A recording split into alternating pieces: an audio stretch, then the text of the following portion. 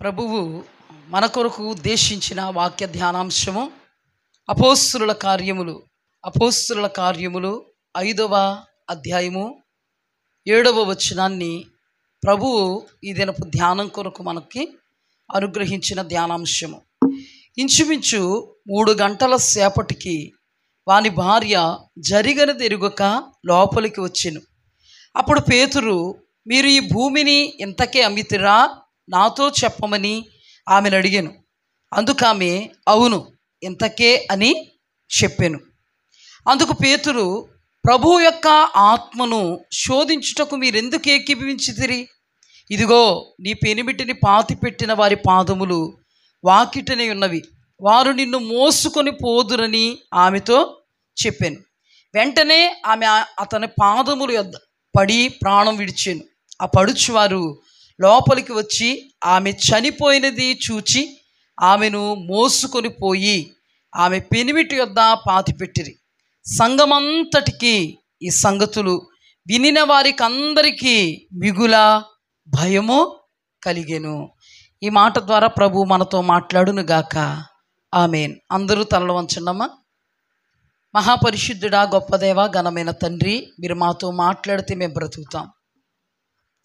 అనుదినము అమూల్యమైనటువంటి నీ మాటను ప్రభువా మాకు విశదపరుస్తున్న విధానాన్ని బట్టి వందనాలు. మీరు మాతో ఉన్నందున, మీరు మాలో ఉన్నందున మమ్మల్ని ఈ రీతిగా బలపరుస్తున్నటువంటి విధానమును బట్టి ప్రభువా ఎంతగానో మీకు రుణపడి ఉన్నాం. మీకు కృతజ్ఞతా వందనాలు తెలియపరుస్తున్నాం. మీరు మాకు అనుగ్రహిస్తున్న ఈ సహవాసం, మీలో ఆనందించడానికి మా ఎడల మీరు చూపిస్తున్న మహా అపారమైనటువంటి కృపా బాహుళ్యం, మీ ప్రేమ మా ఎడల మీరు కనుపరుస్తున్నారు. కృపామయ, దయామయ, ప్రేమమయ, కరుణమయ, మమ్మను కరుణించి మీరు మాకు అనుగ్రహించినటువంటి కృపను కాలదనుకునేటువంటి దుస్థితికి దిగజారిపోకుండా సహాయం చేయండి. మా ఆరాధనలోనికి మీరు దిగొచ్చారు. మా స్తుతుల ధూపాన్ని మీరు అంగీకరించారు. పాట వలనైనా పదజాలాల వలనైనా హృదయాన్ని తెరుచుకొని నీ సన్నిధిలో ప్రభువా నిలవబడగలిగేటువంటి గొప్ప భాగ్యాన్ని మీరు మాకిచ్చారు. అందును బట్టి మీకు స్తోత్రం. కరుణా సంపన్నుడా, దయాదాక్షిణ్య పూర్ణుడా, విశేషంగా మాతో మీ సన్నిధి ఉంచండి. మాలో మీరు ఉండండి. నీ వాక్కును ఉన్నట్టుగా ప్రచురపరచడానికి నన్ను మీ అభిషేక ఆత్మతో నింపండి. నన్ను ఫలవంతంగా మార్చండి. ఫలభరితంగా నీ ఎదుట నన్ను నిలబెట్టు. సైతానీయమైన కార్యాలన్నీ యేసు నామములో లయపరిచి తండ్రి, ఈ అంశములో నుండి ఏ రీతిగా మమ్మల్ని నడిపిస్తావో, ఏ కోణముతో మమ్మల్ని సంధిస్తావో, మా లోటుపాట్లతో ఎప్పుడు మీరు మాట్లాడతారో, ఈ కోణములో నుండి ఏ విధంగా మాట్లాడతారో మాకు తెలియదు, కానీ మమ్మను సరిచేయుటకు మీరు మాట్లాడే దేవుడని మాత్రము తండ్రి మేము ఎరుగుదాం.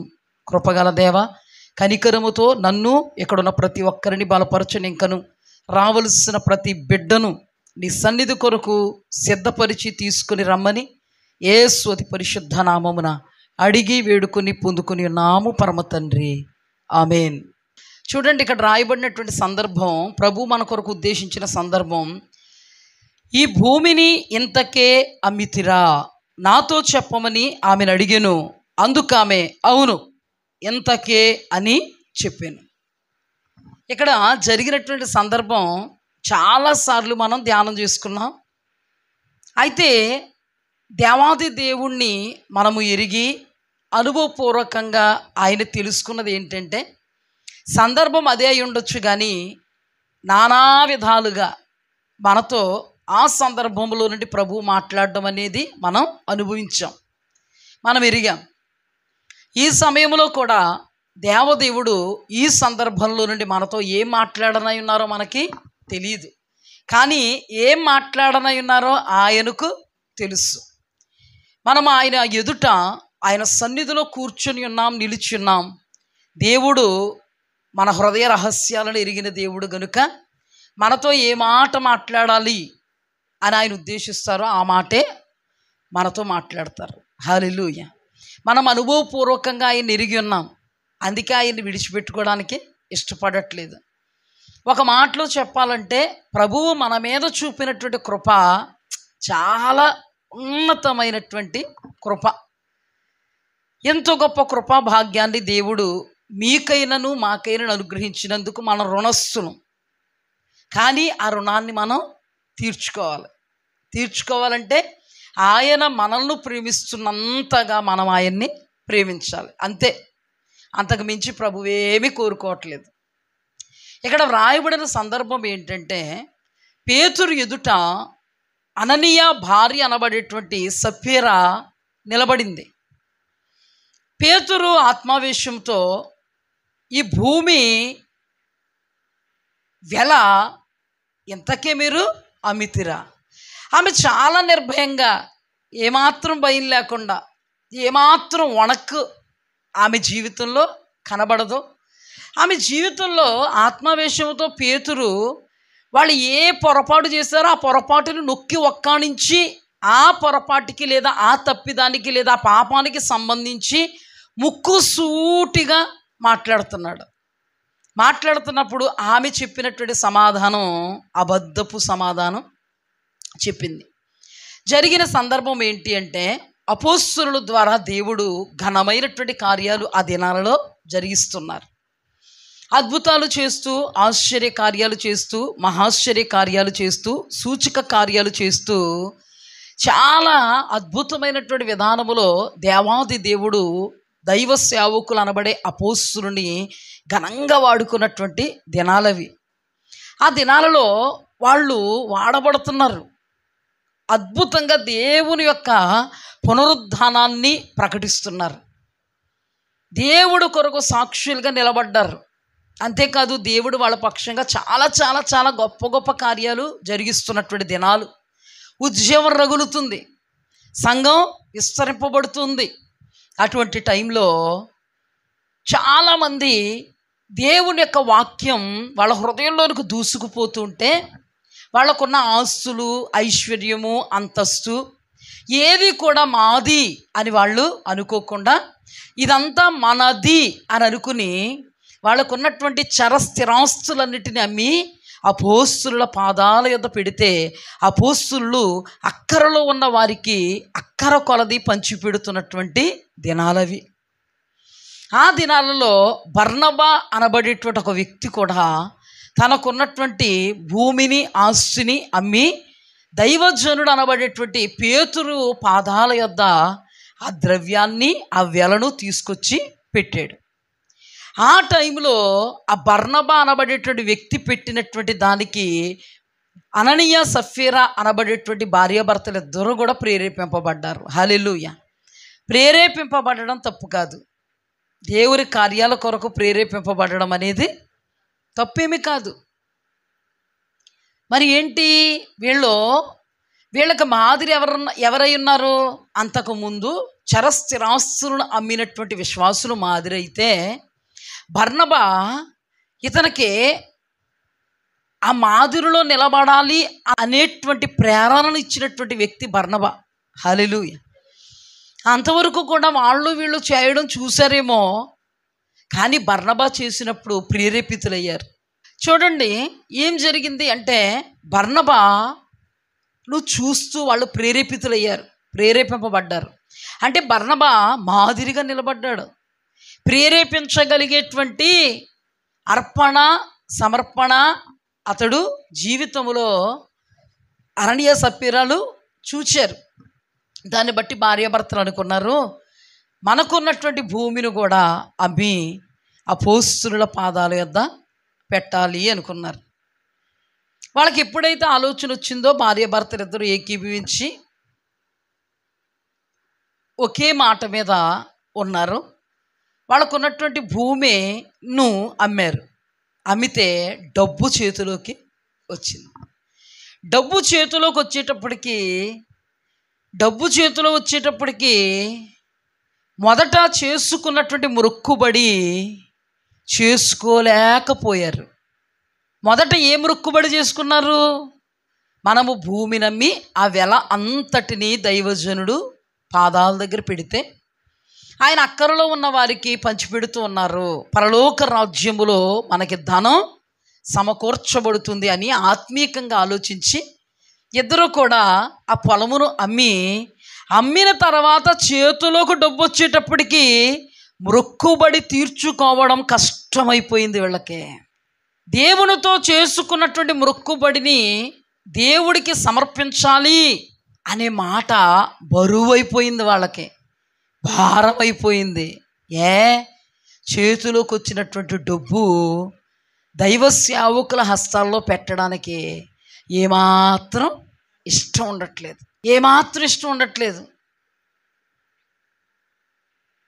ఈ రోజుల్లో కూడా చాలామందికి దేవుడు ఇచ్చిన దానిలో ఆయన భాగాన్ని ఇవ్వాలి అని ప్రభువు చెప్తారు. ఎవరికే? సార్వత్రిక సంఘానికి. యేసుక్రీస్తు ప్రభువారు ఈ లోకంలో ఉన్నప్పుడు కైసరుది కైసరుడికి, దేవునిది దేవునికి అని సాక్షాత్ యేసుక్రీస్తు ప్రభువారు చెప్తారు. పాత నిబంధన గ్రంథములో సాక్షాత్తు తండ్రి అయినటువంటి దేవుడు నా దశమ భాగాలు ప్రథమ ఫలాలు నాకు ఇయ్యక మీరు దొంగిలారు అని సాక్షాత్తు తండ్రి అయినటువంటి దేవుడు మాట్లాడతాడు. అదే యేసుక్రీస్తు ప్రభువారు దినాల్లో యేసుక్రీస్తు ప్రభువారు శాస్త్రులు పరిసయ్యులు దశమ భాగాలు ఇస్తున్నారు, అయితే మీరు వాటిని మానకుండా వాటిని మీరు చేయాలి అని నొక్కి వక్కాణించి చెప్పాడు. దేవుని వాక్యం ఎప్పుడూ కూడా మారదండి. దేవుడు మనకిస్తున్నాడంటే మనల్ని చల్లగా చూడకపోతే, కాయా కష్టం చేయగలిగేటువంటి సత్తువును మనకి ఇవ్వకపోతే మనము ధనాన్ని సంపాదించడం అనేది అసంభవం. ఒక చేతి పని చేయాలన్నా, ఒక ఉద్యోగం చేయాలన్నా, ఒక వ్యాపారం చేయాలన్నా మనం ఏం చేయాలి? కష్టపడాలి. దేవుడు ఆ కష్టార్జితాన్ని ఏం చేయాలి? ఆశీర్వదించాలి. ఆ కష్టార్జితాన్ని దేవుడు ఎప్పుడు ఆశీర్వదిస్తాడో? ఆయన మాటను నెరవేర్చినప్పుడు ఆయన ఆశీర్వదిస్తాడు. ఇంకొక విషయం, కష్టపడడానికి సత్తువునిచ్చింది ఎవరు? దేవుడు. కష్టానికి ఫలం ఇచ్చింది ఎవరు? దేవుడు. ఆ కష్ట ఫలములో దేవుని భాగాన్ని దేవునికి ఇవ్వాలని చెప్పుతున్నది కూడా దేవుడే. నరుల కష్టార్జితం వలన ఎక్కువ కాదు ధనం, ఐశ్వర్యం నరుల కష్టార్జితం వలన కలగదంట. ఎవరి వలన వస్తుంది? దేవుని ఆశీర్వాదం వలన వస్తుందంట. లేకపోతే చిల్లు సంచులో పడిపోయినట్టుగా అయిపోతుంది ఖచ్చితంగా. కానీ దేవుడు ఈ మాట చెప్పేటప్పటికీ సత్తు ఇచ్చింది ఆయన, శక్తి ఇచ్చింది ఆయన, కష్టపడడానికి కష్టఫలం నీ చేతుల్లోకి రావడానికి కారకభూతుడు ఆయన. కానీ చేతుల్లోకి కష్టఫలం వచ్చేటప్పటికి సార్వత్రిక సంఘములో అందరాన్ని నేను అనట్లే.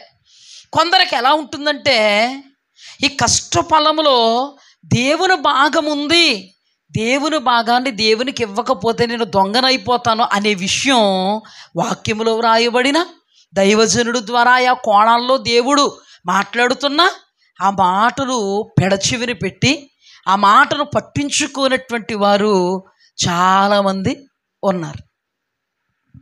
వాళ్ళు ఏం చూసుకుంటారంటే, నా కష్టఫలం నాకు కనబడుతున్నాయి డబ్బులు. నీకు కనబడతాయి డబ్బు, కానీ ఆ డబ్బు మీద, ధనం మీద దేవుని ఆశీర్వాదం ఉందా? దేవుని దీవెన ఉందా? కనబడుతుందా దేవుని దీవెన? దేవుని ఆశీర్వాదం కనబడుతుందా? నువ్వు కనబడుతుంది అని డబ్బును అనుకుంటున్నావు, అది నీకు ప్రయోజనకరంగా ఉండాలి అనడానికి దేవుని దయ నీవు కష్టపడిన కష్టఫలం మీదకి రావాలి. నువ్వు ఎప్పుడు సంతృప్తిగా దేవుని దయా హస్తము ఈ ధనం మీద ఉంది అని అనగలవు? నీ హృదయాంతరంగాలతో ఎప్పుడు చెప్పగలవు? ఒకవేళ చేతిలో కనబడుతున్న కష్టఫలాన్ని చూసి నువ్వేమనుకుంటావు? అమ్మా, కష్టఫలం ఎంత కనబడుతుందో డబ్బు. కానీ నిజంగా కష్టానికి ఫలము దేవుడు నువ్వు తినడానికి, నువ్వు అనుభవించడానికి కారణంగా ఉండాలంటే నీవు ఆ వాక్యాన్ని నెరవేర్చినప్పుడు గుండెల మీద చెయ్యేసుకుని నువ్వు నిజంగా యథార్థంగా చెప్పగలవు, ఈ దీని మీద నా దేవుని యొక్క హస్తం ఉంది, మిగతా దాని మీద అని చెప్పగలవు. చూడండి, మనం ఆహారం భుజించినప్పుడు పిడికెడు ముద్దను తీసుకుని ఏం చేస్తాం? కృతజ్ఞతాస్తుతులు చెల్లిస్తాం. ఈ పిడికెడు ముద్ద కృతజ్ఞతాస్తుతులు చెల్లిస్తే మిగతా అంత పరిశుద్ధమైనట్టే కదా. ఈ రోజున ఆ చిన్న అప్పము అనేది దైవజనుడుకు ఇవ్వాల్సినటువంటి అప్పము ఆ దైవజనుడు తింటే మిగతాది సమృద్ధికరంగా ఆ తల్లి అనబడేటువంటి సారీపతు విధవరాలకి ఉంది. కనబడేది తక్కువే, కానీ దాని మీదకి దేవుని ఆశీర్వాదం వస్తే అద్భుతం జరిగింది. హల్లెలూయా. అద్భుతాన్ని మనం వివరించలేం, వర్ణించలేం. చాలామంది దశమ భాగాలు దొంగిలించేటువంటి అనుభవంలో ఉంటారు. సందర్భం వచ్చింది కాబట్టి నేను చెప్తున్నాను. అందరూ అని అనట్లే, చాలామంది దొంగిలించేటువంటి అనుభవంలో ఉంటారు. దేవుని దృష్టిలో వాళ్ళు దొంగలని దేవుని వాక్యం తెలియపరుస్తుంది. ఎందుకు వాళ్ళు దొంగిలించే అనుభవంలో ఉంటారు? వాక్యం తెలీదా అంటే తెలుసు, చదవలేదా అంటే తెలుసు, దైవజనులు బోధించలేదా అంటే తెలుసు. కానీ అంటే కష్టఫలము చేతుల్లోకి వచ్చేటప్పటికి డబ్బు మీద మమకారం, ఆకర్షణ ఎక్కువైపోయింది. డబ్బు ఆకర్షించేంతగా దేవుని మాట ఆకర్షించట్లేదు. డబ్బు ఆకర్షించేంతగా దేవుని యొక్క ఆజ్ఞ ఆకర్షించట్లేదు. విధి ధర్మం ఆకర్షించట్లేదు. దేవుడు ఆకర్షించలేకపోతున్నాడు. దేవుని మాట ఏం ఆకర్షించినట్లుగా? డబ్బు ఆకర్షించినట్లుగా. డబ్బు ఏం చేస్తుంది? ఆకర్షించినట్లుగా దేవుని మాట, దేవుని వాక్యం, దేవుని యొక్క ఆజ్ఞ ఆకర్షించలేకపోతుంది మనిషిని. అంటే ఏది ఎక్కువైపోయింది మనిషికి? దేవుని మాట కంటే ఏమి ఎక్కువైపోయింది మనిషికి? డబ్బు ఎక్కువైపోయింది. దేవుడు దేవుని యందు ధనవంతుడిగా ఉండమన్నాడా? డబ్బును చూసుకుంటూ మురిసిపోమన్నాడా? దేవుని యందు ధనవంతుడిగా ఉండమన్నాడు. కానీ ఈ డబ్బు చేతిలోకి వచ్చేటప్పటికి క్రైస్తవుడే, దేవుని బిడ్డే, ఆజ్ఞలు గైకోవాలి, కట్టడలు విధులు ధర్మం అంతటిని కూడా గైకొనాలి. కానీ గైకోవడానికి ఏమడ్డొస్తుంది? ఆకర్షణ. కనబడేటువంటి డబ్బు ఆకర్షిస్తుంది, కానీ కనబడనటువంటి దేవుడిచ్చేటువంటి ఆ దీవెన, అద్భుతం, ఆశీర్వాదం చూడలేకపోతున్నాడు. కంటికి కనబడేటువంటి డబ్బును చూస్తున్నాడు, కానీ ఆ కంటికి కనబడేటువంటి డబ్బులో దేవుని యొక్క మాటను నెరవేరిస్తే ఆ మాటకు ఫలంగా దేవుడిచ్చేటువంటి అద్భుతమైన ఆశీర్వాదాన్ని చూడలేకపోతున్నాడు. అసలు దేవుని బిడ్డ యొక్క లక్షణం ఏంటి? నిరీక్షింపబడు వాటి యొక్క నిజస్వరూపం. దేవుడు ఒక మాట చెప్పితే కంటికి కనబడేది కాదు, ఆ మాటలో దాగి ఉన్న అద్భుతాన్ని చూడగలగాలి. ఆ మాటలో దాగి ఉన్న ఆశీర్వాదాన్ని చూడగలగాలి. ఆ మాటలో దాగి ఉన్న దేవుని అతీత కార్యాన్ని చూడగలగాలి. కానీ కంటికి కనబడే దానిని బట్టి, కంటికి కనబడని అదృశ్యమైన అతీతమైన దేవుని అద్భుతాన్ని కాలదన్నుకొని, అద్భుతమా నువ్వు మాకు అవసరం లేదు, కానీ మాకు కనబడేటువంటి ఇది మాత్రమే మాకు చాలు. కనబడేటువంటి దీనిలో దేవుని మాట నువ్వు నెరవేరుస్తే ఏమవుతుంది? అద్భుతం జరుగుద్ది. కొంతమంది ఎలా ఉంటారంటే దశమ భాగాలు అంతా తెచ్చివ్వరు. అందరి గురించి నేను చెప్పట్లేం. చాలామంది దశమ భాగాలే తీరు. చాలామంది దశమ భాగాలు తీరు. కొందరు ఏం చేస్తారంటే దశమ భాగం దేవుడు ఇచ్చింది, దేవుడు ఇచ్చిన దాంట్లో 10వ భాగం తీరిళ్ళు. ఓ 2వ భాగం ఎంత తీసి ఎక్కువైపోద్ది పాస్టర్ గారికి. మళ్ళీ ఇచ్చేది ఎవరికి? నువ్వు పని చేస్తున్నావు అనుకో, శాలరీలో భాగం వస్తుంది. లేకపోతే నువ్వు ఆవులు గేదెలు మేపుతున్నావు అనుకో, పాలల్లో భాగం వస్తుంది. లేకపోతే నువ్వు ఏదైనా పని చేస్తున్నావు అనుకో, చేతి పని, దానిలో భాగం వస్తుంది. నువ్వేదో ఇంట్లో కష్టపడుతున్నావు అనుకో, దానిలో భాగం వస్తుంది. లెక్కలు తెలియదంటే లెక్కలు తెలుసు, కానీ ఏం చేస్తారంటే 10%, 10వ వంతు తీయకుండా 2వ వంతు తీసి, దేవుని వాక్యం అది, దేవుని వాక్య క్రమమా, 2వ వంతు తీసి దైవజనుడికి ఇష్టి ప్రార్థన చేయించుకుంటూ ఉంటారు. మరి మిగతా భాగం ఏం చేశారంటే తీయకుండా ఉండరు, తీస్తారు భాగం పక్కనెట్టి. మధ్యలో కానుకలు వేయవలసిన, చూడండి తెలివితేటలు. చెప్పకపోతే మీకు తెలియదు కదా. భాగం అంతా తీరు, కానుకలకి అదే డబ్బు వాడతారు. పాస్టర్ గారు ఏదైనా పరిచర్యకి అదే డబ్బు వాడతారు. ప్రత్యేకంగా కృతజ్ఞత కానుకలు పెట్టాలన్నా ఆ డబ్బు తీసి వాడుతూ ఉంటారు. ప్రత్యేకించి ప్రార్థన పెట్టించుకుంటారు కదా ఇళ్ళల్లో, అప్పుడు పాస్టర్ గారికి ఇవ్వాలి కదా, అదే డబ్బు తీసి వాడుకుంటారు. మొత్తం ఈ నెలకు 4 ఆదివారాలు అదే డబ్బు. దైవజనుడి దగ్గరికి కృతజ్ఞతగా ఇదిగోనంటే దేవుడు మాకు ఈ మేలు చేశాడని కృతజ్ఞత కానుక ఇచ్చినప్పుడు అందులో డబ్బే. నీకు కూడా దేవుడు అలాగే చేయాలైతే, ఉన్నదాన్ని నీకు సరిపెట్టాలన్నమాట. మరి దేవుడికి సరిపెడుతున్నావు కదా నువ్వు, అది నీ సొత్తా, అది నీ సొమ్మా. నీ పొరుగు వానిది ఏది ఆశించకో, నీ పొరుగు వానిది ఆశిస్తే అది నీకేమవుద్ది? పాపం.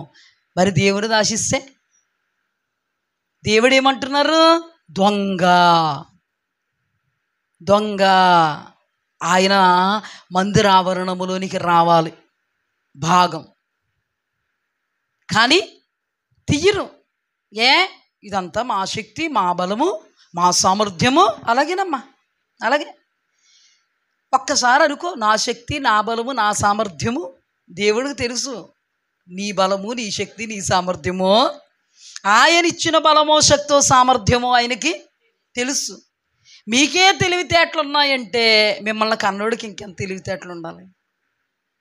మిమ్మల్ని పుట్టించిన దేవునికి ఇంకా ఆయన తెలివిలో న్యాయం ఉంది. మీ తెలివితేటలు అన్నీ అన్యాయంతో కూడిన తెలివితేటలు. ఈ అన్యాయానికి తగినటువంటి తిప్పలు ఎలా పెట్టాలో దేవునికి తెలుసు. నేను వాక్యంలోకి మాట్లాడుతున్నాను, ఇంకా వాక్యంలోనే మీకు చూపిస్తాను. తిప్పలు ఎలా పెట్టాలో తెలుసు. కొంతమంది అంట చలేస్తుందని కంబలు కప్పుకుంటారంట, చలాగదంట. కొంతమంది ఆకలేస్తుందని కడుపుకి అన్నం తింటారంట, కడుపులో పడినట్టే ఉండదంట. అంటే ఆకలి తీరదు, ఆకలి తీరదు, చలి ఆగదు. అలాగే మన అన్నీ కూడా దేవుని దీవెన లేదనుకో, దాని మీద దేవుని ఆశీర్వాదం లేదనుకో, ఇంకా నీకు ఆశీర్వాదకరంగా దీవెనకరంగా ఉంచుతాడా? అమ్మా నా పరిధి తప్పితే కూడా నేను నిన్ను పరిధిలో నిలబెట్టేస్తాను పట్టుకెళ్ళంటాడా? అమ్మ నా పరిధి తప్పినా కూడా దేవుని వాక్యములో నేను ఏ వాగ్దానాన్ని ఇచ్చాను ఆ వాగ్దానం అప్లయింగ్ చేసేస్తానంటాడా? ఒక మాట చెప్పనా, దేవుడు ఏది తినమన్నాడో అది తినాలి, ఏది తినొద్దన్నాడో అది తినకూడదు. ఆదాము హవ్వల్ని దేవుడు ఏం తినమన్నాడో అది తిన్నంత వరకు బాగున్నారు. ఏది తినొద్దన్నాడో అది తిన్నారో పాపం అయ్యింది, శాపం కూడగట్టుకున్నారు, కృపలోంచి బయటికి వెళ్ళిపోయారు. అర్థమైందా మీకు? దేవుడు చెప్పింది చెయ్యాలి, చేసిందే మనము చేసేదే ఆయన చెప్పిన మాట యొక్క సారాంశమై ఉండగలగాలి.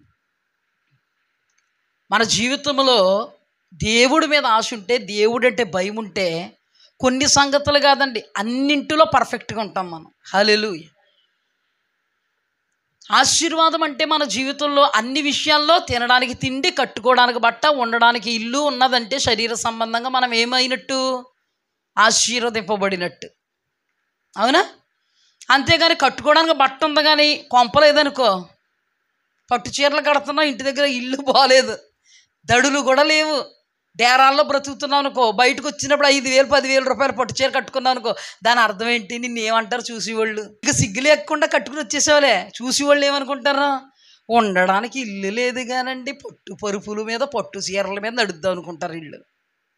సిగ్గు. ఇల్లు బాగుండాలి, వాకులు బాగుండాలి, తిండి బాగుండాలి. గెంజిపోవ వేసుకున్న వాళ్ళు, గింజిపోవ వేసుకుని తిన్నవాళ్ళు గొప్ప వచ్చేస్తుందని అప్పు చేసి బోల్డ్ మందికి భోజనాలు ఇట్టేశారు అనుకో, గొప్ప మెప్పు వస్తుందా?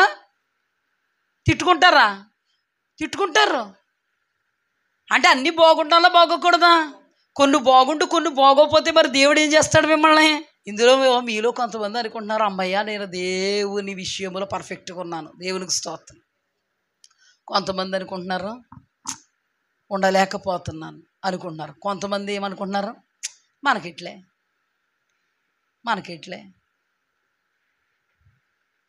చూడండి, అన్నీ బాగుండాలి. తినడానికి తిండి ఉండాలి, కట్టుకోవడానికి బట్ట, ఉండడానికి ఇల్లు, బ్యాలెన్స్డ్గా ఉండాలి. మన స్తోమతను బట్టే మన ఇల్లు ఉంటుంది, మన స్తోమతను బట్టే మన కట్టుకుని బట్ట ఉంటుంది, మన స్తోమతను బట్టే మనకి తిండి ఉంటుంది. అవునా కదా? 4 అంతస్తుల మేడలో ఉండి గింజిబో వేసి తింటున్నారనుకో, ఏమంటారా? పిసిని కొట్టుడండి బాబు, సారు బొవ్వ గెంజి బొవ్వ, సారు బొవ్వ గెంజి బొవ్వ, ఇంకే బొవ్వ ఉంటుందండి ఇంట్లో. అనుకుంటాను అనుకోరా. ఒకడు బాగుంది ఒకడు బాగలేదు. అర్థమైందా? కారులు కొనుక్కున్నారు. మామూలు కారు కాదు, ₹1,00,00,000 కారు కొనుక్కుని 150 రూపాయలు చీర కట్టుకెళ్తుంది ఆవిడ.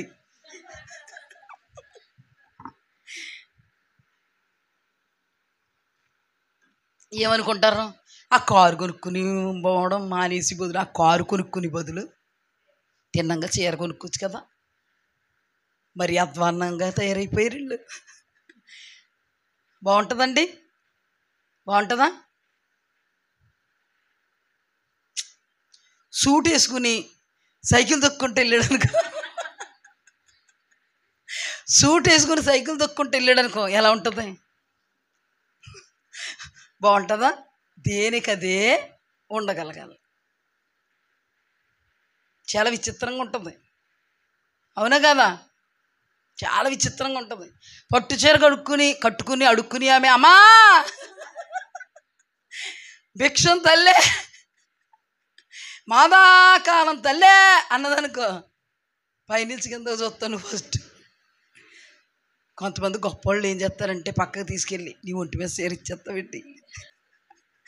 ఎలా ఉందమ్మా మీకు? అధ్వాన్నంగా, వికిలిగా, వెటకారంగా ఉంది. మరి దేవునికి కూడా వెటకారంగా ఉంటుంది, వెటకారంగానే ఉంటుంది మరి. అందుకని అన్ని విషయాల్లో మనం ఎలా ఉండాలి? నేను ప్రార్థన చేసేస్తానండి, ఆరాధిస్తానండి, నేను అలా చేస్తానండి, ఇలా చేస్తానండి, దశంభాగం అదొకటి ఇవ్వమంటే సరిపోవని మాకు. దశంభాగాన్ని ముక్కలు చేసేస్తామే. దశంభాగాన్ని ముక్కలు చేసేస్తావు నువ్వు, ముక్కలు. ఒక ముక్క పాస్టర్ గారికి, 4 ముక్కలు 4 వారాలకి, ఇంకో ముక్క కృతజ్ఞత కానికి, ఇంకో ముక్క కృతజ్ఞత కూడికి. పలహారాలు అందులోదే పోషిస్తాడు దేవుడు. బాగుపడిపోతారు. ఆశీర్వాదం వచ్చేద్ది మీదకి. ఉన్న దాంట్లో దేవుడు వచ్చేద్ది. దేవుడు దాన్ని కాపాడతాడు. దేవుడు దాన్ని భద్రపరుస్తాడు. దేవుని వాక్యం నెరవేర్చేస్తారు. వాళ్ళు నెరవేర్చలేదు, వచ్చారంటే నెరవేర్చేస్తారు అని చాలామందిని ఈరోజు చెప్పండి. అయితే ఇక్కడ బాగుపడకూడదు ఎవడు. ఎంతగా నేను పోరాటాలు పెడుతున్నా వచ్చేస్తున్నారు, ఎంతగా వెనక్కి లాగుతున్నా వచ్చేస్తున్నారు. అన్నీ తెలుసుకుంటున్నారు వాక్యంలోంచి, ఏది సత్యం ఏది అసత్యం. ఏదో విధంగా నేను ఏం చేయాలి? వెనక్కి లాగాలి. పర్లేదులే, రికార్డింగ్ ఉంది. దైవాత్మత ఏది ఉంచమంటే అది ఉంచుతాం. బయటికి వెళ్తే కొంచెం పద్ధతిగా ఉండదన్నవి మేమేం చేస్తాం? ఎంత మంచి వాక్యమని నిన్నైనా చూడండి వీళ్ళు అదొక్కటి కటింగ్ చేసి. డబ్బుల కోసం పాస్టర్ అమ్మ గారు చూసారా? డబ్బు వ్యామోహములో ఉన్న ఎరడోనికి పాస్టర్ అమ్మ గారు పెద్ద టైట్లు యూట్యూబ్ యూస్ వాళ్ళకి పెట్టిన వాళ్ళకి. మా వాక్యం మీరు కొద్దిగా గొప్ప బాగుపడుతున్న వాళ్ళు బయట వాళ్ళు కట్టో అయ్య బాబోయ్ ఈవిడ అలాగా మంచిది అనుకుని విన్నాం కానీ అమ్మో డబ్బే ఎంతవరకు ఉపదేశాలని డబ్బే చెప్పామా? దేవుడు మాట్లాడమంటుంటే ముక్కుసూటిగా మాట్లాడామా? ఏ సందర్భంలో దేవుడు ఏం మాట్లాడాం. చాలామంది ఆ మాటలో నిలబడి ఆశీర్వదింపబడ్డం నేను ఎరుగుతున్నాను. హల్లెలూయా. మీరు ఎరుగుదురా? హల్లెలూయా. మీరేగా దాని ఫలం పొందుకున్నారు, నేను కూడా దాని ఫలం పొందుకున్నాను. నేను కానీ పాస్టర్ గారు కానీ వాక్య క్రమంలో నిలబడతామండి. మా దగ్గరకు వచ్చింది ఫస్ట్ రాసుకున్నామా చేసామా కాదు. ఫస్ట్ గబగబా ప్రార్థన చేసామా, గబగబా భాగాలు తీసేసామా, పెట్టేసాము. పెట్టే వరకు మనసు ఫస్ట్ మొదటిది ఆజ్ఞ, కట్టడ, విధి, ధర్మం. హల్లెలూయా. ముందు పడిపోవాలంతే భాగం, అందులో ఎక్కడ భాగంలో, ఆ తర్వాతే తినడం. హల్లెలూయా. త్యాగపూరితముగా ఇచ్చే విషయంలో ఆశీర్వాదాన్ని ప్రకటించడం జరిగింది. మేము ఆ ప్రకటనలో నిలబడడం జరిగింది. అద్భుతాలు చవి చూడడం జరిగింది. హల్లెలూయా. మీరు కూడా మీ జీవితాల్లో అనేకమైన అద్భుతాలు చూచారు. హల్లెలూయా. ఆ భాగము మీరు త్యాగపూరితంగా చేసే దానికంటే ముందు పరిణామాలు ఎలా ఉన్నాయి, చేసిన తర్వాత పరిణామాలు ఎలా ఉన్నాయో మీరు చూడగలిగారు. హల్లెలూయా. ఇది సోనియా మాట కాదండి. సోనియా మాట అయితే ఎవరికి ప్రయోజనకరం. దేవుడు మాట కాబట్టి ఆశీర్వాదం వచ్చింది. దేవుని మాట కాబట్టి ఆ ఫలాలు మీరు భుజించగలిగారు. దేవుని మాటలో నిలబడ్డారు కాబట్టి ఆ మాటలో ఉండేటువంటి సత్యం మిమ్మల్ని వరించింది. దేవునికి మహిమ కలుగునుగా. ఇప్పుడు చూడండి, చేతిలోకి వచ్చేటప్పటికి జనాలకే లాగుద్ది అనమాట. ఏం లాగుద్ది? డబ్బు. కన్ను అభ్యంతరపరుస్తుంది. అమ్మ బాబు, ఇంత డబ్బు జీతమా, ఎంత డబ్బా. పాస్టర్ గారు చూసి వచ్చారేంటి? ఆహా, దేవుడు చూడ్డం. పాస్టర్ గారు చూసి వచ్చారేంటి? అననీయ సప్ఫీరాలు ఏమనుకున్నారా? పాస్టర్ గారు చూసి వచ్చారేంటి? ఇంత డబ్బు ఇవ్వాలని పెత్తలేదే, నాకు అలాగే ఉందండి, నాకు అలాగే ఉందండి. ఆ ఇద్దరిలో ఏ ఒక్కరైనా దైవవాక్యానుసారంగా వెనక్కి ఒకరిని లాగుంటే మనందరికి హెచ్చరికగా కాదు, బాగుపడుదురు, ఆశీర్వదింపబడుదురు, మాదిరిగా నిలబడిపోదురు. ఆ రోజే చచ్చిపోయేవారు కాదు కదా.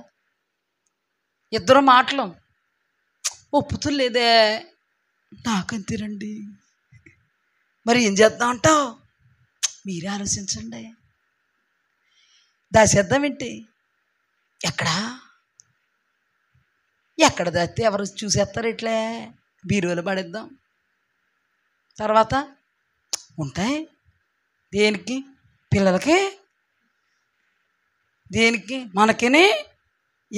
అప్పులకి వెళ్ళకుండా అంటే అప్పుడు అక్కడికి వెళ్ళిపోయావా నువ్వు? దేవుని మాట మీద, దేవుని వాగ్దానం మీద ఏముంది నీకు?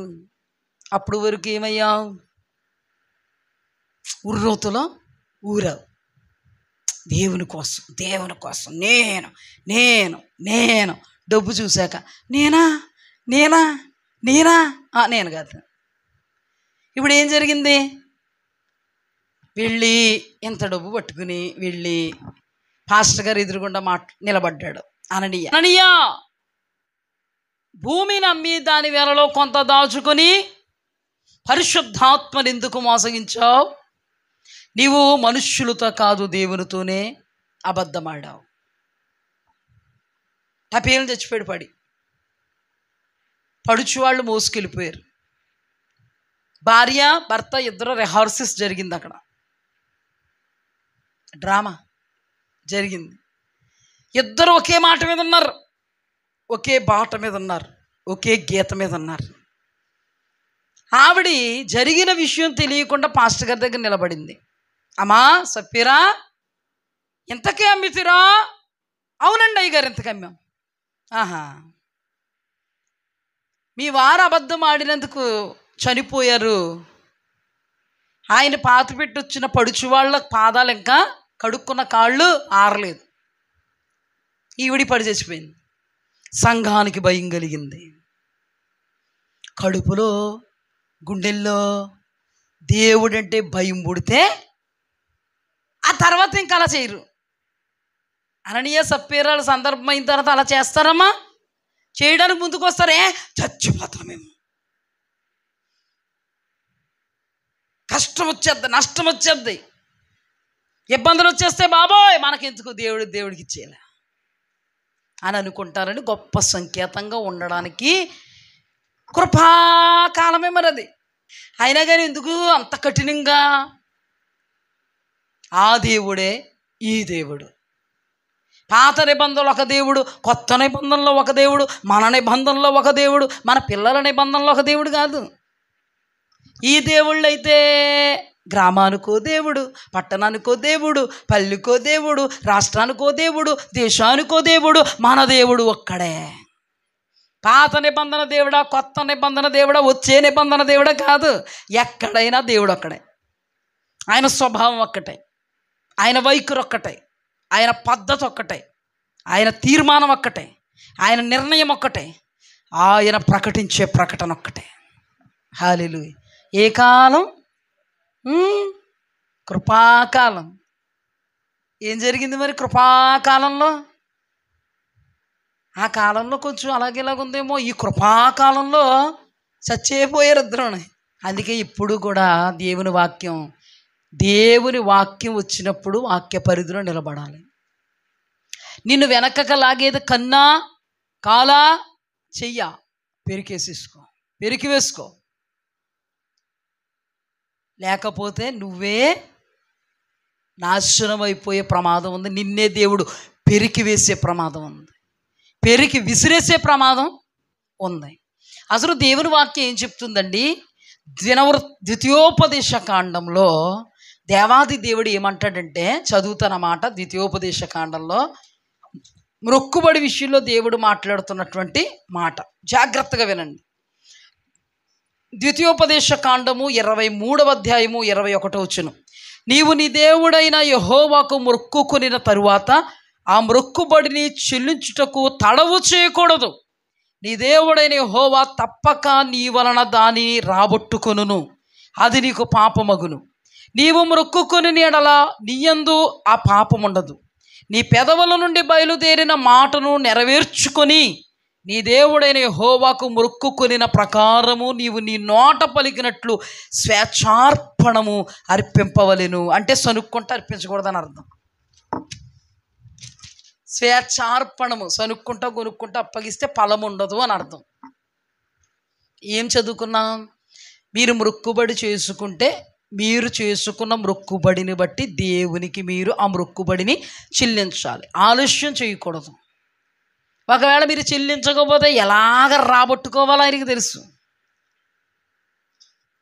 ఆలస్యం చేయకూడదు. తడవంటే ఏంటో తెలుసా? దేవుడు లోతుకు చెప్తున్నాడు, లోతు సొదొమ గొమొర్రా పట్టణాలను నాశనం చేయబోతున్నాం, నువ్వు వెళ్ళిపో అర్జెంటుగా. ఈయన ఏం చేశాడు?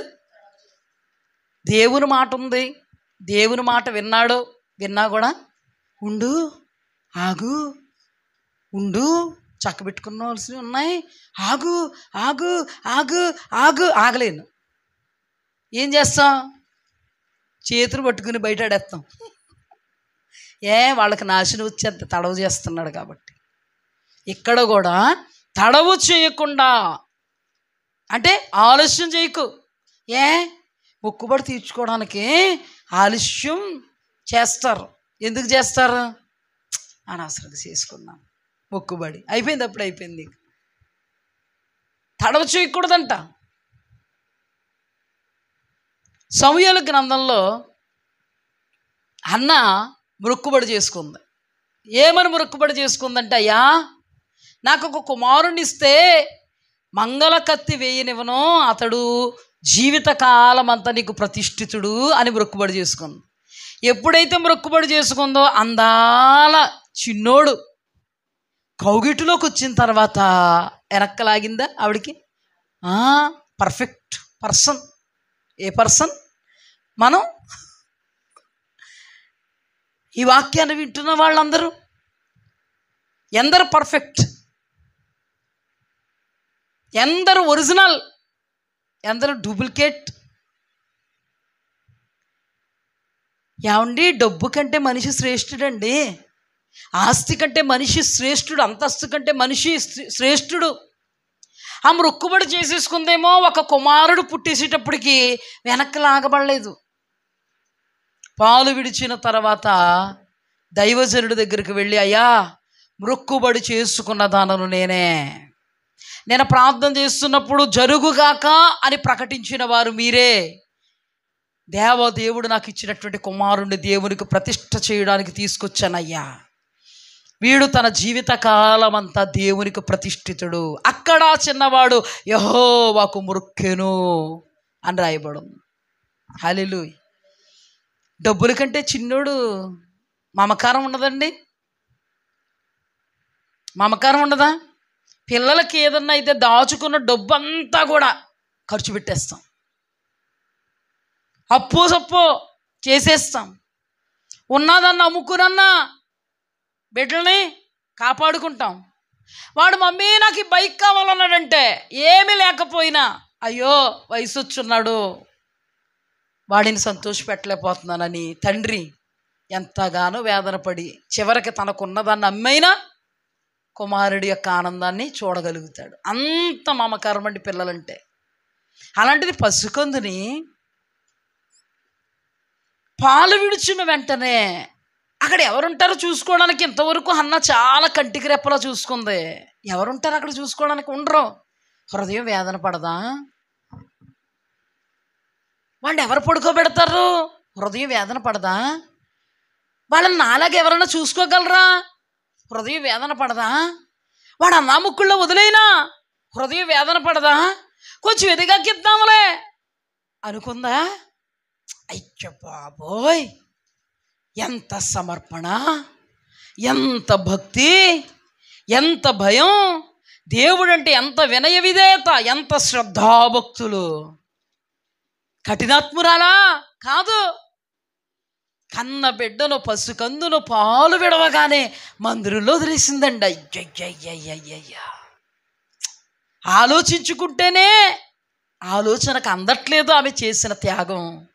ఎవరిని బట్టి? నా కన్న బిడ్డ మమకారము కంటే నా దేవుడికి నేను మొక్కుబడి చేసుకున్న మొక్కుబడి గొప్పదే. నా గుండె పిండేస్తుంది. నా కొడుకును తలుచుకుంటేనే పిండేస్తుంది గుండె. పిల్లోడిని అక్కడ వదిలేసి వచ్చేనా? దానికంటే నా దేవుడికి ఇచ్చిన మాట ముఖ్యం నాకు. అన్న మామూలు మనిషి అండి. ఎంత అద్భుతమైన త్యాగశీలి, గుణశీలి ఎవరు చేయగలరు? మన పిల్లలు ఎంతో పెద్దోళ్ళైనా అమ్మమ్మలు మా ఇంటి దగ్గర ఉంచండి అంటే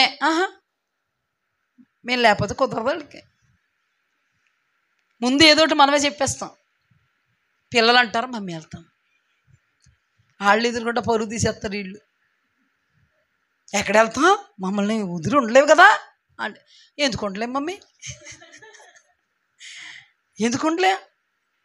అలాగన్నా మనం ఒప్పుకుంటామా? ఒప్పుకో. పోనీ వాళ్ళు ఏమన్నా బయట వాళ్ళు అమ్మమ్మోళ్ళే కదా బాగా చూడరా, పోనీ బయట వాళ్ళు అంటే బాగా చూడరేమో అనుకుంటాం. అమ్మమ్మోళ్ళే కదా. ముందున్న కొమ్ముల కంటే వెనుకున్న కొమ్ములు వాడంటారా? అసలు కంటే కొసను ముద్దంట. చాలా ముద్దులెట్టుకు చూసేస్తారు కదా. ఆయనని వదలం బాబా, వదిలితే ఏమన్నా ఉందా? నువ్వు ఉండలేవు ముందు. అది అందులో ఉన్న పరమార్థం ఏంటి? అర్థం నువ్వు ఉండలేవు. ఇంతంత పిల్లలు అయితేనే మనం ఉండలేమే. పసికందుని పొత్తుల్లో పెట్టుకుని పాలిచ్చుకుంటూ గంట గంటకే యోగక్షేమాలు చూసుకుంటూ, వాడు శుభ్రము శుద్ధి చూస్తూ, వాడికి బట్ట తొడిగి వాడిని అల్లారు ముద్దుగా చూసుకుంటూ, వాడిని చూసుకుంటేనే కడుపు నిండిపోతుంది అన్నాకే. అలాంటిది ఎలాగిచ్చేసిందండి? అసలు మీ ఊహకే అంతుపడుతుంది. నా ఊహకేం అంతుపట్టట్లేదు. ఇది అంతుపట్టట్లేదు.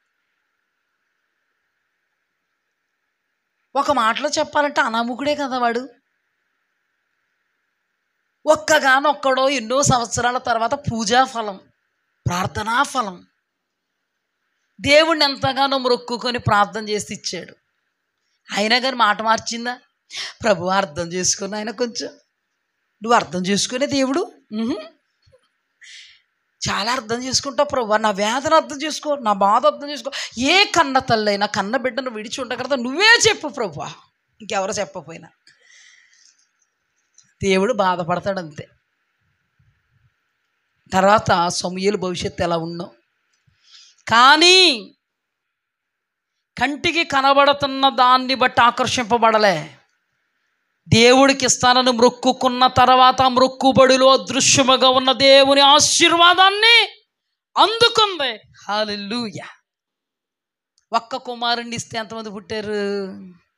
5 బిడ్డలు పుట్టారు. అడగకుండానే పుట్టారు. హల్లెలూయా. ఒక కుమారుడికి బదులు 5, భర్త 6, సమూయేలు 7, గొడ్రాలు 7 పిల్లలను కనునని రాయబడింది. 7 అంటే ఏంటి? సంపూర్ణత. ఏంటి సంపూర్ణత? గొడ్రాలు అంటావా నువ్వు? ఇంకా అంటావా? ఎక్కడికి వెళ్ళాలన్నా అమ్మా అన్న నువ్వే రామ్మ ముందు, ఆశీర్వదించు. ఆ రోజున్న పరిస్థితిని మార్చాడు దేవుడు. దేవుడు కొరకు మొక్కుకుంది, అది ఎంత కష్టమైనటువంటి ఇష్టంగా అర్పించుకుంది దేవుణ్ణి బట్టి. ఈ బిడ్డకు నేను ఏదో చేయాలనుకున్నాడు దేవుడు. ఈ త్యాగం అంతా ఇంత త్యాగం కాదు. ఆ త్యాగాన్ని చూసింది సోనియా కాదు, ఆ త్యాగాన్ని చూసింది మరే మనిషి కాదు, ఆ త్యాగాన్ని చూసింది సాక్షాత్తు దేవుడు. కాబట్టి దేవుడు ఇవ్వగలడు, ఇచ్చి చూపించాడు. హల్లెలూయా. ఎంత అతీతమైన దేవుడు మన దేవుడు, ఎంత అద్భుతం. మన దేవుడు మొక్కుబడి చేసుకుంది, ఎంత కష్టమైనా కూడా మొక్కుబడికి ఏమి చేసింది? తలొగ్గింది. ఏమైంది? తలొగ్గింది. దేవుడు విడిచిపెట్టాడా? పోనీ దేవుడు ఇలా చేస్తాడని అనుకుని చేసిందా? ఈ రోజున క్రైస్తవ సమాజానికి, దేవుని బిడ్డలకి ఇలా చేస్తే దేవుడు ఇలా చేస్తాడని రుజువులతో తెలిసిన, ప్రకటింపబడిన, అనుభవించడానికి మాత్రం ఇష్టపడట్లే. ఎవరో? క్రైస్తవ సమాజం, సార్వత్రిక సంఘం. అన్నీ తెలుసు. ఆ రోజున అన్నకు తెలియదు ఏం జరుగుద్దో. కానీ ఈ రోజున దేవుడు కొరకు, దేవుని మాట కొరకు మనల్ని మనం అర్పించుకుంటే కష్టమైన దేవుడు చేసేది ఏంటో మనకి సుస్పష్టంగా, క్షుణ్ణంగా, ఇంచు బై ఇంచు తెలుసు. ఎందుకంటే ప్రశ్నాపత్రము, సమాధాన పత్రము మన దగ్గరే ఉన్నను. ఆ సమాధానాన్ని అనుభవించగలిగేటువంటి కెపాసిటీ మాత్రం ఉండదు. ఇలా చేస్తే దేవుడు ఎలా చేస్తాడని తెలిసినను దేవుడు ఎరుగు. ఇప్పుడు మాత్రం మాకు అనుకూలమైనదే మేము చేస్తాం. అన్న అనుకూలమైనదే చేసుంటే సమూయేలు అంత గొప్పడో ఏ ఉండేవాడా? అన్న సంతానాన్ని పొందుకుని ఉండేదా? నిందపోయింది, కుమారుడు తల్లి తలపైకి ఎత్తగలిగాడండి. హల్లెలూయా. అలాంటి ఒక వ్యక్తిని చూసి ఎంతోమంది ఆశీర్వదింపబడుతున్నారు, ఎంతోమంది విడుదల పొందుకుంటున్నారు, ఎంతోమందికి దీవెనకరంగా ఉంటే ఏమని ఉంటారు? సమూయేలు, ఏ తల్లి కన్న బిడ్డవయ్యా నువ్వు? హల్లెలూయా. ఏ తల్లి కన్న బిడ్డవు నువ్వు అన్నారా లేదా? సమూయేలు తన తల్లి తలపైకి ఎత్తాడండి. ఈ ఆశీర్వాదం అంతా దేవుడిచ్చినది అన్నకి. అన్న మామూలుది కాదు, చిరస్మరణీయురాలు మన హృదయంలో. చెరగని ముద్ర వేసుకుంది హన్న. మనకు మాదిరిని విడిచి వెళ్ళింది హన్న. ఎందుకు? దేవుడు కొరకు నిలబడినటువంటి హన్నాని దేవుడు ఘనపరిచాడు, హెచ్చించాడు. ఆయన మరుగైపోయాడు, ఆమెను ముందు నిలబెట్టాడు. హల్లెలూయా. ఎప్పుడు కూడా మొక్కుబడిని మనం వెనక్కి లాక్కోకూడదు. దేవునికి ఇవ్వాల్సినటువంటి వాటిని మనం దొంగిలించకూడదు. అవి చేస్తే దానిలో దాగి ఉన్న ఆశీర్వాదం గొప్పది, అది నువ్వు అనుభవిస్తావు. అది చెయ్యకపోతే దానిలో ఉన్న ఆశీర్వాదాన్ని నువ్వు అనుభవించలేదు. దేన్ని బట్టి అది చేయలేకపోతున్నావు? కంటికి కనబడేటువంటి ధనాన్ని చూసుకుని దానిని అర్పించలేక దానిని నువ్వు పట్టుకున్నందున నీ ఆశీర్వాదాలు నువ్వు అనుభవించకుండా సైతానుడు పట్టుకున్నాడు. అందుకని ఎప్పుడూ కూడా మనం చిన్నదానికి ఎంత దాన్ని విడిచిపెట్టుకోకూడదు. మనం శరీర సంబంధంగా చాలా తెలివైన వాళ్ళు, అసలు కంటే కొసరిని ఎక్కువ ఇష్టపడతాం మనం శరీర సంబంధంగా. ఆత్మ సంబంధంగా మాత్రం ఏంటి కనబడాలండి. అసలు కొసర కనబడిపోతున్నాయి అక్కడ. ఇప్పుడు కనబడాలండి. కనబడట్లేదా? వాక్యం చెప్పట్లేదా? వాక్యం చెప్పట్లేదా? సందర్భాలు చెప్పట్లేదా? విడమరిచి దేవుడు మాట్లాడట్లేదా? అనుభవించిన వాళ్ళు మనకు మాదిరిగా నిలబడలేదా? మన జీవితాల్లో జరగలేదా? ఇక ముందు జరగవా? జరుగుతాయి. ఎప్పుడు? వాక్యములో నిలబడినప్పుడు. కాకపోతే ఇప్పుడు కంటికి కనబడే ఈ చిన్నది ఎక్కువైపోయింది అననీయ సప్పీరాలకి. ఈ చిన్నదాన్ని చూసుకుని ఎంతో గొప్ప ఆశీర్వాదాన్ని కోల్పోయారు. ఈ రోజున కంటికి కనబడేటువంటి ఆ కష్ట ఫలాన్ని చూసుకుని ఆ కష్ట ఫలములో దేవుని భాగాన్ని దేవునికి ఇవ్వక మనం ఎంతో కోల్పోతున్నాం. దేవుడి సన్నిధిలో మొక్కుకొని మొక్కుబడి తీర్చుకోక ఎంతో మనం కోల్పోతున్నాం. దేవునికి సంబంధించినది ఏ కార్యమైనా ఆ కార్యములో నిలబడలేక మనం కోల్పోతున్నది కోకొల్లంతా పెద్దది. గులకరాయి అంతటిని పట్టేసుకుంటున్నావు, బండరాయిని వదిలేస్తున్నావు. దేవుడు ఏమన్నాడు? నువ్వు ఇచ్చేది ఎంత, దానికి నీకు వచ్చేది అంత. నువ్వు మొక్కుబడి చెల్లిస్తే ఎంత, నీకు వచ్చేది అంత. నువ్వు సమూయేలుని ఇస్తే ఎంత, నీకు ఇచ్చేది 5 పిల్లలు. నీకు ఇచ్చేది ఘనత, నీకు ఇచ్చేది మెప్పు, నీకు ఇచ్చేది మహిమ. నువ్వు ఇచ్చిన కొడుకు కూడా పతనమైపోడు, ఆ కొడుకే ఆశీర్వాదకరంగా నిలబడతాడు. హల్లెలూయా. అందరూ ఒక ఎత్తు అయితే 5 పిల్లలు ఈమె ఎవరినిచ్చిందో అతడు ఒక ఎత్తు. 5 ఇక్కడుంటే ఒకడిక్కడ ఉన్నాడు. దేన్ని బట్టి వచ్చాయన్నీ? దేనిని బట్టి ఆశీర్వాదాలు వస్తాయో అదొక ఎత్తు అయితే, నువ్వు చేసిన దానికి ఫలం అదొక ఎత్తు. హల్లెలూయా. ఇదే వాక్యం అంటే. వాక్యం అంటే నిరీక్షింపబడు వాటి యొక్క నిజస్వరూపం, లేనిది ఉన్నదనడానికి రుజువు. విశ్వాసము లేకుండా ఎవడు దేవునికి ఇష్టడుగా ఉండలేడు. మరి ఎంత కనబడుతుంది? ఇది విశ్వాసమా? అంత దేవుడు చేయగలడు, అది విశ్వాసమా? అది విశ్వాసం. కానీ అననీయ సప్పీరాలు ఏం చూడగలిగారు? ఇంతే ఇంతే. ఆ ఇంతనే కూడా దోచుకొని అక్కడ పట్టుకెళ్ళి చావు శరణ్యమైంది వాళ్ళకి. 2 చనిపోయారండి. అంటే దాని అర్థం ఏంటంటే చచ్చిపోతామని కాదు, తెలుసు మన అందరికీ. దాని ఆత్మీయ సత్యం ఏంటంటే ఆత్మలో చచ్చాం, పరిధిలో నుండి పక్కకి వెళ్ళాం, దేవుడు ఇస్తానని చెప్పిన దీవెనలకు దూరం అయ్యాం, ఆయన ఆశీర్వాదాలను కాలదన్నుకున్నాం, ఆత్మీయంగా ఎదుగుదల ఆగిపోయింది. ఇప్పుడు మన జీవితం ఆశీర్వాదకరంగా ఉంటుందా?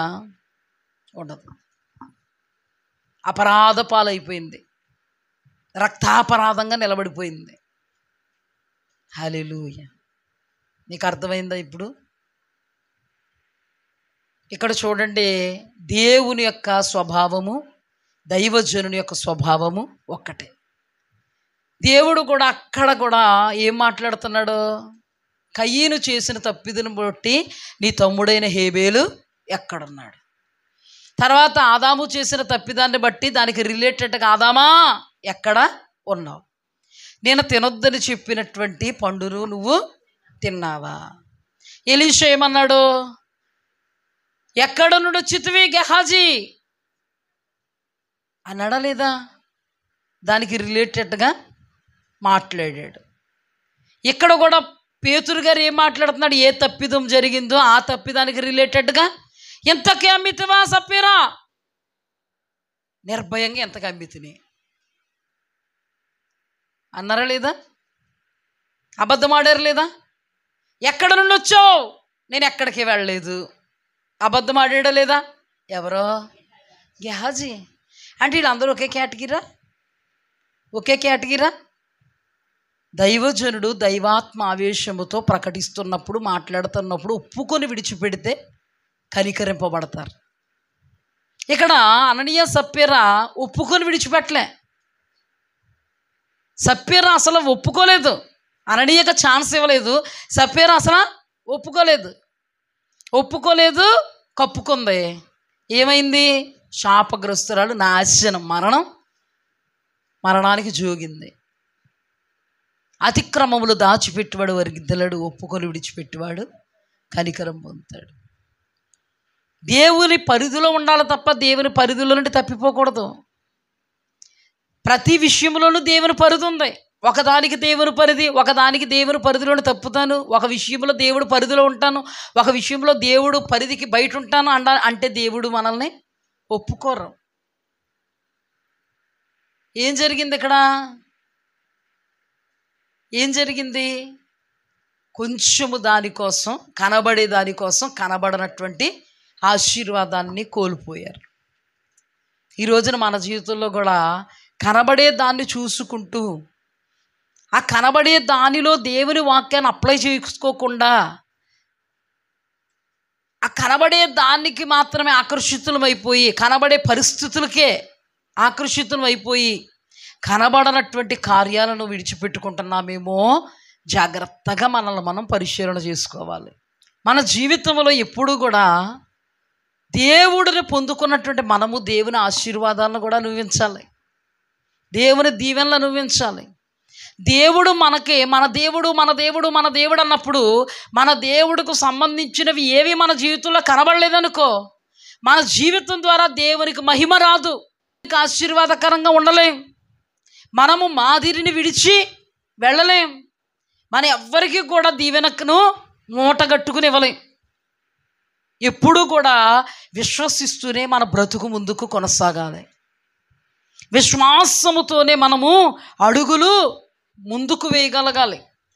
అప్పుడు మాత్రమే మన జీవితాల్లో మనం ఆశీర్వాదదాయకంగా ఉండగలుగుతాం.